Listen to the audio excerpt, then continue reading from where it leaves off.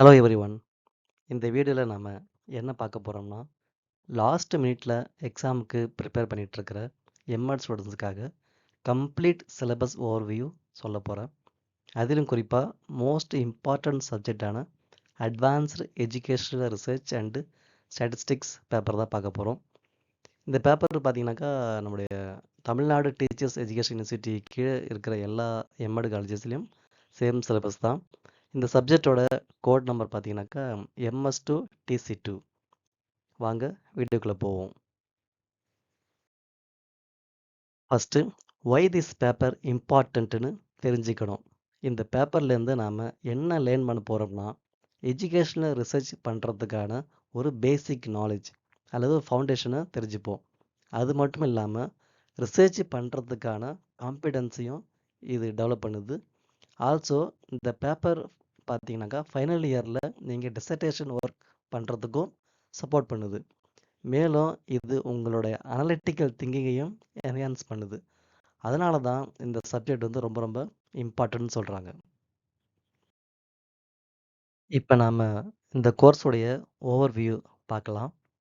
இந்த சப்ஜெக்டில் 5 யூனிட்ஸ் கொடுக்கப்பட்டிருக்கு. யூனிட் 1ல் பார்த்தீங்கன்னாக்கா the process and methods of conducting a research பற்றின கண்டென்ட் வந்து கொடுத்துருக்காங்க. அதாவது ஒரு ரிசர்ச் பண்ணும்போது எத்தனை விதமான மெத்தட்ஸ் இருக்குன்னு கொடுத்துருக்காங்க. காமனாக இதை வந்து குவான்டிடேட்டிவ் அண்டு குவாலிட்டேட்டிவ் ரிசர்ச் மெத்தட்ஸ்னு சொல்லுவாங்க. யூனிட் 2ல் பார்த்தீங்கன்னாக்கா ஃபஸ்ட்டு யூனிட்டோட கண்டினியூஷனாக இருக்கும். அதாவது 2 அனதர் இம்பார்ட்டன்ட் ரிசர்ச் மெத்தட்ஸு கொடுத்துருப்பாங்க. Mixed method and action research இதுதான் அதில் இருக்கும்.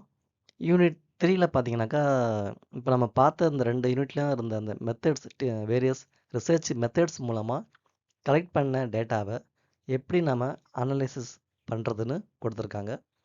அடுத்து யூனிட் 4ல் இந்த அனலைசிஸ்க்கு தேவையான ஸ்டாட்டிஸ்டிக்கல் டெக்னிக்ஸ் என்னென்ன இருக்குதுன்னு கொடுத்துருக்காங்க. அடுத்து ஃபைனலாக 5th யூனிட்டில் வந்து பார்த்தீங்கன்னாக்கா ஒரு ரிசர்ச்சில் ஸ்டாட்டிஸ்டிக்கல் அனலைசிஸ் முடிஞ்சிட்டு ரிசல்ட் வந்த பிறகு அதை எப்படி நம்ம ரிப்போர்ட் பண்ணுறதுன்னு அந்த ரிசர்ச் ரிப்போர்ட் மூலமாக அதை எப்படி நம்ம ஒரு அகடாமிக் ரைட்டிங்கில் நம்ம எப்படி அதை ப்ரெசென்ட் பண்ணுறது, அதுக்கான ஃபார்மேட் என்ன, இதெல்லாம் அதில் கொடுத்துருப்பாங்க. இப்போ ஓரளவுக்கு இந்த 5 யூனிட்ஸ் பற்றி ஒரு ஜென்ரல் ஐடியா உங்களுக்கு வந்திருக்குன்னு நினைக்கிறேன். வாங்க நெக்ஸ்ட்டு யூனிட் வைஸ் ஓவர்வியூக்கு போவோம். Unit 1 overview. இந்த யூனிட் 1ல் பார்த்தீங்கன்னாக்கா ஒரு ரிசர்ச்சை கண்டக்ட் பண்ணுறதுக்கான ஸ்டெப்ஸ் என்னென்ன அண்ட் அதுக்கான ஸ்கில்ஸ் என்னென்ன அப்படிங்கிறத ஃபஸ்ட்டு கொடுத்துருப்பாங்க. அதுக்கடுத்து 2 மேஜர் டைப்ஸ் ஆஃப் ரிசர்ச் பற்றி சொல்லியிருப்பாங்க. அதாவது குவான்டிடேட்டிவ் அண்டு குவாலிட்டேட்டிவ் ரிசர்ச் அதுனா என்ன அப்படிங்கிறது கொடுத்துருப்பாங்க. அடுத்து இந்த 2 ரிசர்ச்சுக்கான ரிசர்ச் டிசைன் என்னென்ன இருக்குது அப்படிங்கிறத கொடுத்துருப்பாங்க. உதாரணமாக survey, experimental, case study and ethnography இந்த மாதிரி நிறையா என்னென்ன ரிசர்ச் மெத்தட்ஸ் டிசைன்ஸ் இருக்குன்னு கொடுத்துருப்பாங்க. Unit 2 overview. இந்த யூனிட் 2ல் பார்த்தீங்கன்னாக்கா நெக்ஸ்ட்டு 2 இம்பார்ட்டன்ட் ரிசர்ச் மெத்தட்ஸ் பற்றி கொடுத்துருப்பாங்க. முக்கியமாக மிக்ஸ்டு மெத்தட் ரிசர்ச் பற்றியும் அதோட கேரக்டரிஸ்டிக்ஸ் அண்ட் அதோட டைப்ஸ் பற்றியும் கொடுத்துருக்காங்க. நெக்ஸ்ட்டு ஆக்ஷன் ரிசர்ச் பற்றியும் அதோட ஸ்டெப்ஸு அண்ட் அப்ளிகேஷன்ஸ் பற்றியும் கொடுத்துருக்காங்க. Unit 3 overview. இந்த யூனிட் 3ல் பார்த்தீங்கன்னாக்கா 3 விதமான டேட்டாவை எப்படி கலெக்ட் பண்ணுறது, அனலைஸ் பண்ணுறது அண்ட் இன்டர்பிரட் பண்ணுறதுன்னு கொடுத்துருப்பாங்க. இந்த 3 டைப்ஸ் ஆஃப் டேட்டா என்னன்னு பார்த்தீங்கன்னாக்கா quantitative, qualitative and mixed method data. So இந்த டேட்டாவெலாம் நம்ம ஒரே வீடியோவில் பார்க்குறது கொஞ்சம் கஷ்டமாக இருக்கும். அதனால் நம்ம அப்கமிங் வீடியோஸில் கொஞ்சம் டீட்டெயிலாக பார்க்கலாம். ஸோ மறக்காமல் அந்த சேனலை நீங்கள் சப்ஸ்கிரைப் பண்ணிவிடுங்க. அப்போ தான் உங்களுக்கு அடுத்தடுத்து வர வீடியோஸ்லாம் உங்களுக்கு தவறாமல் வந்துடும். அடுத்து யூனிட் 4. இதில் டேட்டாவை அனலைஸ் பண்ணுறதுக்கான ஸ்டாட்டிஸ்டிக்கல் டெக்னிக்ஸ் பற்றி கொடுத்துருப்பாங்க. இந்த யூனிட் தான் ஆஸ் எ ரிசர்ச்சராக நீங்கள் ரொம்ப முக்கியமாக அண்டர்ஸ்டாண்ட் பண்ண வேண்டியது இருக்கும். அதனால் கான்செப்ட்ஸ்லாம் நல்லா அண்டர்ஸ்டாண்ட் பண்ணிக்கோங்க. 2 டைப்ஸ் ஆஃப் ஸ்டாட்டிஸ்டிக்கல் டெஸ்ட்ஸ் கொடுத்துருப்பாங்க. பாராமெட்ரிக் அண்டு நான் parametric test and their techniques இதில் கொடுத்துருப்பாங்க. இந்த யூனிட்ல இருந்து கண்டிப்பாக ஒரு ஸ்டாட்டிஸ்டிக்கல் பேஸ்டு கொஸ்டின்ஸை நம்ம இந்த எக்ஸாமுக்கு எக்ஸ்பெக்ட் பண்ணலாம். கண்டிப்பாக ஒரு கொஸ்டின், ஒரு 10 மார்க் கொஸ்டின் வந்து இந்த ஸ்டாட்டிஸ்டிக்கலை பேஸ் பண்ணி கண்டிப்பாக வரும். அடுத்து யூனிட் 5. இந்த யூனிட் 5ல பார்த்தீங்கன்னாக்கா ரிசர்ச் ரிப்போர்ட்டுக்கான ஸ்ட்ரக்சர் பற்றி கொடுத்துருப்பாங்க. அதில் என்னென்ன சாப்டர்ஸ் ப்ரிப்பேர் பண்ணணும், ரிசல்ட்ஸ்லாம் எப்படி நம்ம ப்ரெசென்ட் பண்ணணும், இப்போ ரெஃபரன்சஸ் அண்டு அப்பண்டிசஸ் இதோடைய ஸ்ட்ரக்சர் என்ன, ஃபார்மேட் என்ன, இதெல்லாம் இந்த 5th யூனிட்டில் கொடுத்துருப்பாங்க.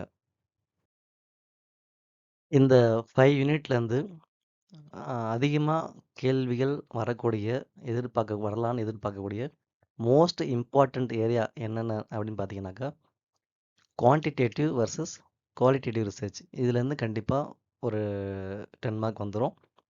அடுத்து mixed method research, action research, data analysis, statistical test selection, report selection.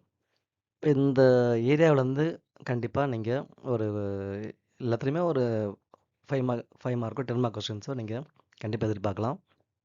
இதில் நல்லா தரவாக நீங்கள் இருந்தீங்கனாலே கண்டிப்பாக எல்லா 5 மார்க் அண்ட் 10 மார்க்கை நீங்கள் ஈஸியாக அட்டன் பண்ண முடியும். நம்ம யூனிவர்சிட்டி எக்ஸாமுக்கு இன்னும் 10 டேஸ் கண்டிப்பாக நமக்கு இருக்கும்னு நினைக்கிறேன். முக்கியமாக இந்த ரிசர்ச் பேப்பருக்கு.